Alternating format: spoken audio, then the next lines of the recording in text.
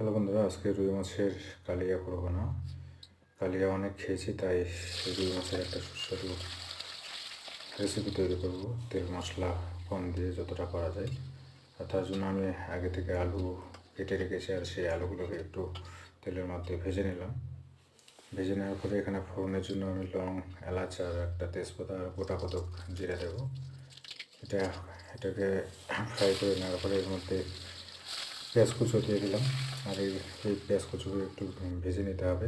ভাজা হয়ে গেলে এখানে আদা, রসুন, শুকনো লঙ্কা আর জিরা বাটা আছে, এই মশলাটাকে দিয়ে দিলাম। দিয়ে মশলাটাকে একটু সুন্দর করে ফ্রাই করে নিতে হবে। যখন এর থেকে ফ্লেভার বা একটা গন্ধ ছাড়বে, তখন এইটুকু আলুগুলোকে দিয়ে দেবো, যে আলুগুলোকে আমি আগে থেকে ভেজে রেখেছি। তারপর দিয়ে দেবো একটা টমেটো টুকরো,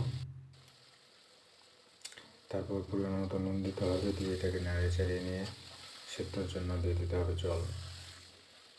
আর জলটা একটু বেশি করে দিতে হবে, যাতে টমেটো এবং আলুটা খুব সুন্দর সেদ্ধ হয়ে যায়। তারপর জলটা শুকিয়ে আসলে এটাকে আর একটু ভালো করে নাড়িয়ে চাড়িয়ে নিতে হবে। নেওয়ার পরে এর মধ্যে আগে থেকে আমি মাছ ভেজে রেখেছিলাম, সেই ভাজা মাছগুলোকে দিয়ে দিতে হবে। দিয়ে এটাকে একটু নাড়িয়ে চাড়িয়ে নিয়ে কয়েক সেকেন্ডের জন্য আবার ঢেকে দিতে হবে। তারপর ঢাকনা খুলে এটাকে নাড়িয়ে চাড়িয়ে নেওয়ার পরে একদম শেষ পর্যায়ের জন্য জল দিতে হবে, যাতে আর কোনো কিছু না করতে হয়। আর ওই জলটাই আমাদের ঝোল তৈরি হয়ে যাবে। আর এটাই হলো রুই মাছের তেল মশলা কম দিয়ে একটা সুস্বাদু ঝোল। অবশ্যই খেতে ভালো লাগবে, তোমরা অনেকেই বাড়িতে খাও।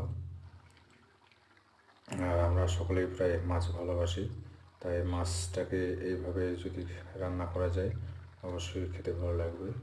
ভিডিওটা ভালো লাগলে অবশ্যই লাইক, কমেন্ট আর চ্যানেলটিকে সাবস্ক্রাইব করবে আর পাশে থাকবে। সকলে সুস্থ থাকবে, ভালো থাকবে। ধন্যবাদ সকলকে।